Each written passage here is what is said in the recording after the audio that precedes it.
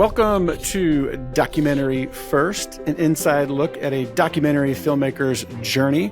I am your host, Josh Lindsay from the Movie Proposal Podcast, sitting in for Jason Rugg. And with us is our documentary filmmaker, Christian Taylor.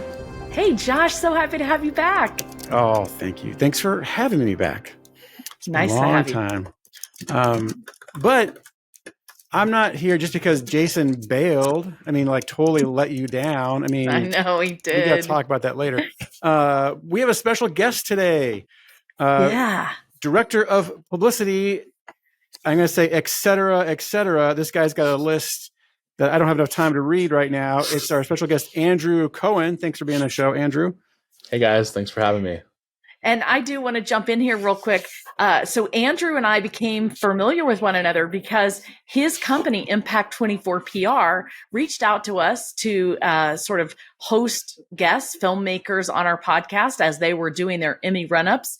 And I have just been thrilled by working with them and blown away by the filmmakers they brought to us. And I know that understanding how to work with a publicist and PR is a big black hole for filmmakers. And I thought it would be really important for you to come on board. Additionally, you are an animator by trade, and you've just told us you've done animation for documentaries. So I think there's a lot of intersect there of how you can do multi things, in this industry business. So we're going to turn it over to you. There's some amazing things you did in your bio. I encourage people to go to Impact 24, or I don't know where you have your bio, but they need to go read the whole thing. So tell us a little bit more about yourself. How do you refer to yourself? Start with that.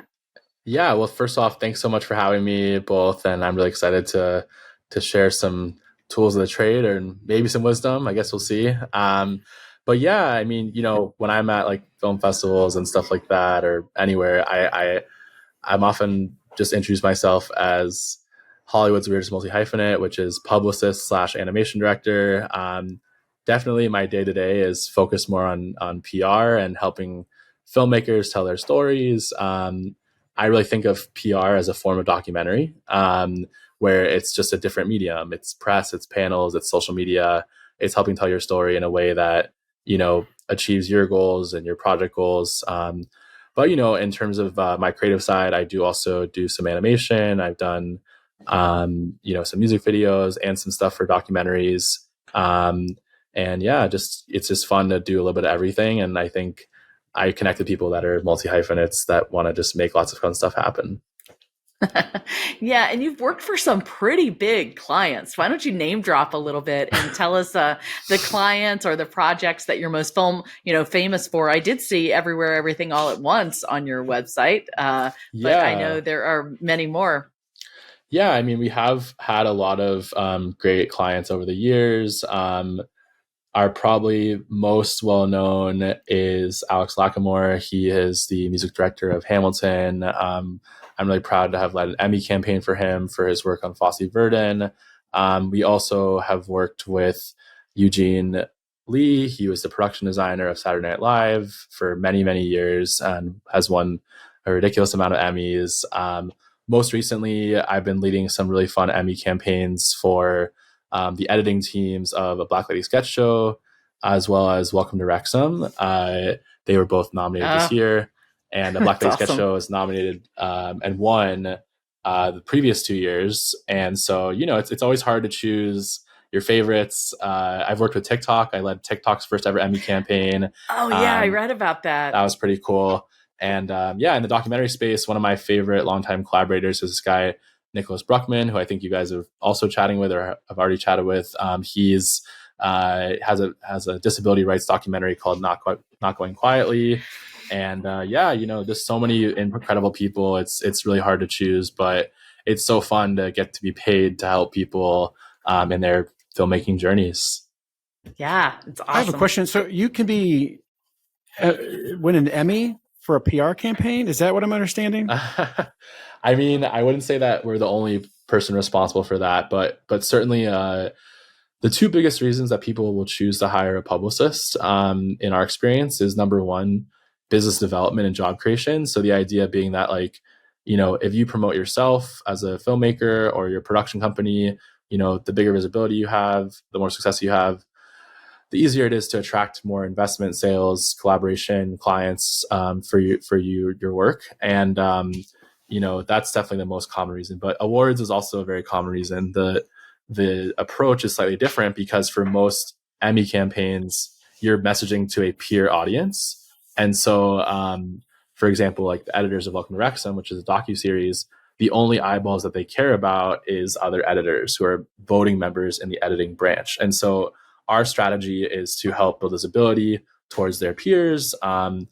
And we do that through social media, through press, through panels, through networking events. It's a whole lot of different stuff. But yeah, I wouldn't say that like we're the only reason that people win Emmys, but it's definitely a part of the puzzle. And with so much content and so many creators out there, it's always important to find ways to like stand out and differentiate yourself in these competitive conversations. Well, tell me a little bit about your path. These are the things we want to talk about in this episode. We also going to have you back next week to talk about a few other things. We have some follow-ups, I think. But tell us about your path to this PR job and, Sure. Give us a little bit of that background, lead that into what your current work is and how you have been working with these clients. And then we also want to know about what filmmakers can learn who are listening to this podcast about working with a PR agent. I mean, I would have given anything for you guys to take me on as a client and help with visibility, etc. But I don't know, how to do that or how much that would cost. So there's just basic things I think our filmmakers would benefit from learning. So start with your background. Yeah. So I'm, for my origin story, I like to take it back to before I was born. So I'm from Los Angeles, which is a rare thing for people here. Usually it's a lot of transplants. And then not only am I from Los Angeles, but my parents are both from Los Angeles as well. And part of the reason is that on my mom's side, my grandfather moved to LA to pursue composing for television. He wanted to work in TV, and he moved here in the 50s, and he became a staff composer for CBS, working on a lot of Westerns and Twilight Zones and Hawaii Five-O's, like the OG, big shows in television. Wow. And he also worked as a music supervisor. And so I bring that up because, when he wasn't like someone who was like super well connected or working in the industry by the time I was born, but that's like my one connection. And, in high school, the story goes that I was trying to take AP Spanish and I thought I was a hot shot and I could take a college level course at 16. Turns out I wasn't really ready for that. I had to drop the course, and my parents were paying for private Jewish school, and they're not going to let me take a bunch of free periods when they're paying for an expensive education. And so they're like, you got to take another class. The only other class that was available was a Jews in film class, which was basically a film studies class. And I took that class and also an intro to editing and intro animation class.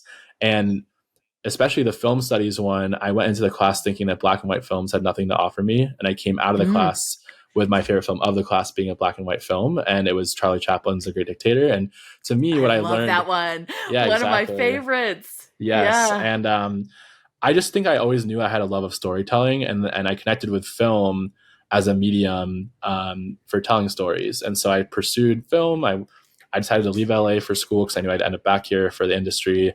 And so I went to Wesleyan University in Connecticut, and I came back every summer and tried different internships. And I think I ended up interning at a composer-focused PR firm, which is why I bring up like my grandfather thing. And I actually got in the door there because I had some very basic like editing and shooting techniques. And so they brought me on to do like free behind the scenes videos for their composers using my editing skills. And so eventually I made a good impression, and I finished school and I tried to work in film development for a bit. Actually, I did a documentary thesis film also. So I was always really drawn to documentary. And I was looking for any job, and it was right place, right time. They were looking for an assistant, and I got to join a different company. And I was very fortunate that at my last PR company, they very much recognized and empowered young leadership. And so after about 6 months, I was able to start pursuing my own clients. I went to Sundance Film Festival 2016. That was really a game changer for me in terms of connections and opportunities. And then after 2 years at that company, I left and helped to start Impact 24 PR. And at Impact, we decided to expand beyond composers into more broadly behind the camera talent. So everyone from editors and makeup and composers and costume designs, but also like even writers, directors, and producers. And I'm very proud to work with a lot of documentary filmmakers alongside a lot of scripted and theater people and really everything. We touch quite a lot of different industries and areas of the arts. I love that. I love how you kind of bring people that are in the shadows to the forefront. And I've enjoyed having those, people on our podcast. Typically it's the directors that everybody wants to talk to. But I think understanding all the different roles and what people do and how they got there is super important because it takes everybody to make a film. So I applaud you for doing that. And, I was also reading in your bio, you really have been, doggedly determined to build this business, so that you can cover more people and make a bigger impact. So I applaud you for that as well. Thank you. Talk to us a little bit about your current work. When you say I've been working on these campaigns for Emmys, what does that mean? Yeah, well, I think we are just coming out of pretty heavy Emmy season, and the summer, like May through September, has historically always been like some of our busiest time. We have Tribeca Film Festival, we have TIFF, we have Comic-Con, but the biggest thing for us is definitely Emmys, primetime Emmy campaigns. And so there is 2 rounds of voting for primetime Emmys. It's a mid to late June and mid to late August, with the nominations coming out in between then and mid-July. And, in like April through June period, a lot of different people will approach us, or we have existing connections with them, and they will ask like, hey, what can I do to win an Emmy? And the answer is a lot, but also there's only so much we can control. And so the idea is that we want to create a plethora of opportunities in terms of press, in terms of social media, in order to just make them visible. Because as I mentioned earlier, there's so many different cool creative people out there that you need to find ways to differentiate yourself amongst this clutter of content. And so we are starting our process by doing media training. We're getting to know your story, helping you articulate your story. What are your differentiators? What are your talking points? And most importantly, we teach our clients to take control of an interview, because journalists don't always ask the right questions. And so it's very important that we equip them with the ability to tell their own story, because I can't do it for you. I can make the connections, I can tease it, but you have to do it yourself as a filmmaker. And we do that. And then it's about diversifying the platform. So sometimes it's press, sometimes it's panels, sometimes it's social media. There's so many different ways to market yourself. And it's about figuring out what are your lanes of comfort. And with the Emmys, it's definitely like a little bit more rigid, because we know the best ways to be efficient with reaching the people you want to reach. So like doing a mailer with ACE or MPEG, featuring some sort of behind the scenes exclusive content is a great way to reach voters. Or with composers and documentary, I'm working recently with the composing team for Prehistoric Planet on Apple. And that's like Hans Zimmer and Kara Talvi and Andre Rosman. And, we just had them on our podcast. There you go. Yeah. So they're super cool. And like for them, it's like working with Society of Composers and Lyricists and doing a panel with them and doing behind the scenes videos. And so there's so many different ways you can do it. And so my job, I think oftentimes, because I work with a lot of people who don't think about PR first and foremost, is to educate them on the possibilities and then inspire them on the right directions and the right ways to do it. So, it's kind of frustrating in a sense to hear how much goes on behind the scenes to actually win an Emmy, because I think most people out there think if your work is good enough, it will speak for itself and you will, win an Emmy. But that's not what it is. It's more like you gotta pay to win an Emmy. That's what it feels like. Yeah. And I think it is unfortunate that that's kind of part of the game, but we are an industry that is very much valuing awards, and awards drives business and opportunity. But I think that people shouldn't be discouraged, because there's definitely a lot of things you can do yourself. Like you can make your own for your consideration posts. You can do your own outreach to journalists. Like if you don't have a budget to hire a publicist, and ultimately I think people need to be patient, because there's only so many nomination slots. There's only so many winning slots. And I'm a big believer that awards campaigns are a multi-year effort.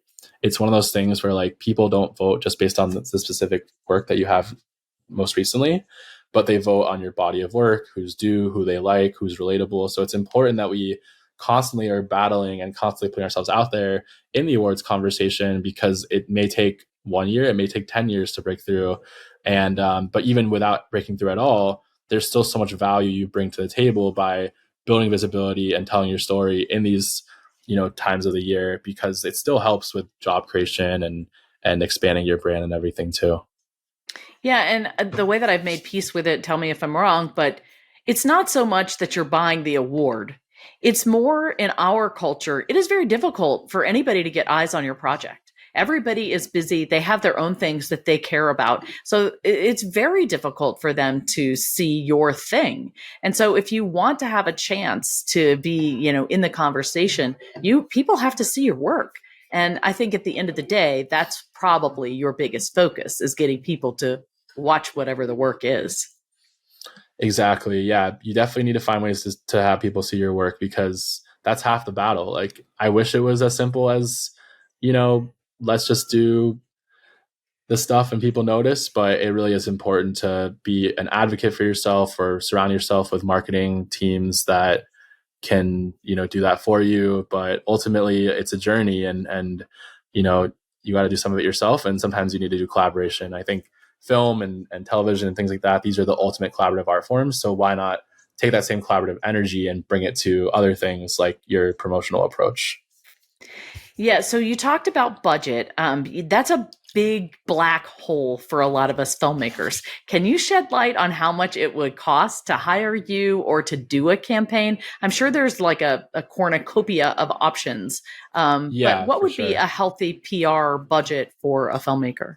Yeah. I mean, if you really want to make something happen and do a meaty month or two, you should definitely be thinking about budgeting in the few $1,000 range. I think that if your budget is more in the few $100 range, your expectations should be lower. It should be that somebody can help with one press release or one article. But in the few $1,000 range, you can get a handful of articles, maybe a panel, media training, things like that. And, it's certainly you get what you pay for, but hopefully whether it's myself or other PR people out there, they are going to budget based on not only time and resources needed, but also where you're at. Because I try to be, fair in terms of pricing somebody who's more of an up and comer more affordably than somebody who has 3 TV shows going out once or 1 Sundance documentary. So it's definitely flexible, and ultimately it is a mutual investment. Even though I do need to get a fee for my services and for my team dedicate their time, I'm willing to put extra work in and go the extra mile, because I know that sometimes if we can believe in somebody and they can rise and have success and momentum and new work, that we can definitely, be successful together, and I can charge you more later, so let's get into it together. And also with every publicist, it's always free to talk for advice. So talk to people, ask around for referrals, ask for case studies, do your due diligence, but I'm sure there's a good PR person out there for you.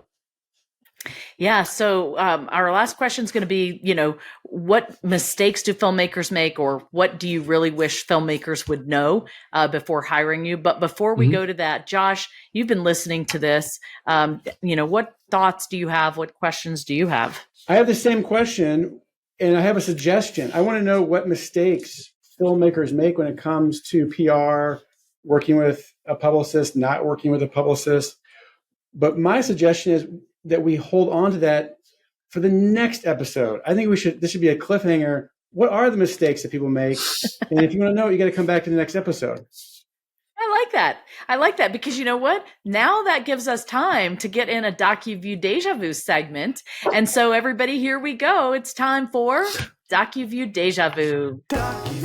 All right, Andrew, we asked you to bring a documentary today. So what you got for us? Well, my first documentary recommendation is The Two Escobars. It's ESPN 30 for 30. I wrote about it for a paper in college, talking about Andres Escobar, the soccer player, and Pablo Escobar, and just comparing how their life stories had parallels and overlapped briefly. And it just really captivated me as a viewer. I'm a big fan of sports, human interest vibe, but I just thought they did such a good job of oscillating between the two stories. And I'm just very interested in that. And I think now Pablo Escobar is so popular in all these different scripted things, but I really think that of the more documentary style, like this is one of the better ones, and definitely recommend people check it out. Yeah, the 30 for 30s are just phenomenal. Like from Elway to Marino, I think is one of my all-time favorites. I mean, even if you're not a deep sports fan, I think you still can, enjoy those. Where can you view those? Well, Maybe the somewhere. ESPN does have 30 for 30s. I do think while we give the other documentaries, look up where you can see that particular film, Andrew. Josh, did you bring a documentary today to recommend? On Disney Plus. You can watch it on Disney Plus. Oh, okay. Yeah. I got Disney Plus done. I'm bringing, I think it's a documentary. Some might call it reality TV, but I'm hooked on these Netflix sports series. One of the most recent ones is Quarterback, where it follows 3 NFL quarterbacks.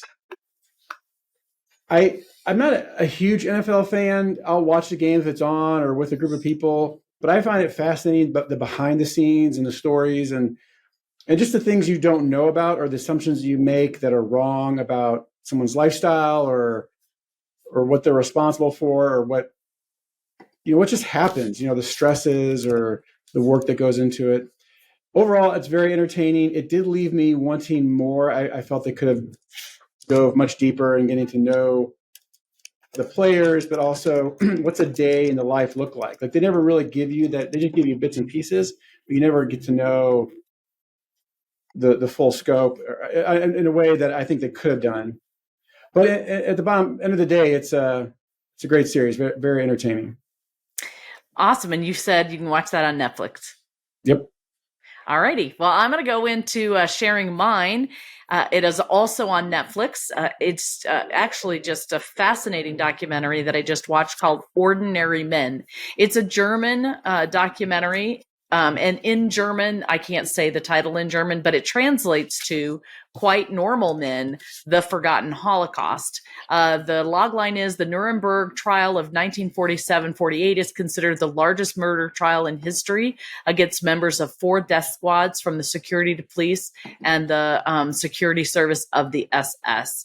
And they look at all of these normal men who were sort of in the Wehrmacht, and they were police figures that were just supposed to do police work. But what they ended up doing on their first day of the job is their job was to kill Jews, and not in the training camps, but, everywhere outside, just in, forests and trees. And it looks at how these men went from regular, ordinary men, dentists, tax collectors, etc., into these killing machines that could kill without remorse. And it is a fascinating study on the human condition. And you kind of see them, pitifully in what they became. And you also, of course, get very angry at kind of what they became, obviously. But it's looking at this, World War II story from a very different lens. Being a World War II storyteller myself, I was interested to see this just came out this year in 2023, because most streamers are telling me they're not interested in World War II documentaries anymore. But I guess if, I don't know, Netflix changed its mind. So it is a great documentary to watch. I highly recommend it. All right. Well, that's it for today. Josh, you want to take us out? Yeah, I do. Andrew, thanks for being on today. I hope everyone listening found this helpful, and we think it's fantastic. In fact, like I said, we're going to have Andrew on our next episode. We're going to answer that question: what are the biggest mistakes filmmakers make when it comes to hiring a PR agent or doing their own publicity? So thank you for listening to Documentary First, where we believe everyone has a story to tell, and you can be the one to tell it. Yes, you can. Bye, everybody. Bye.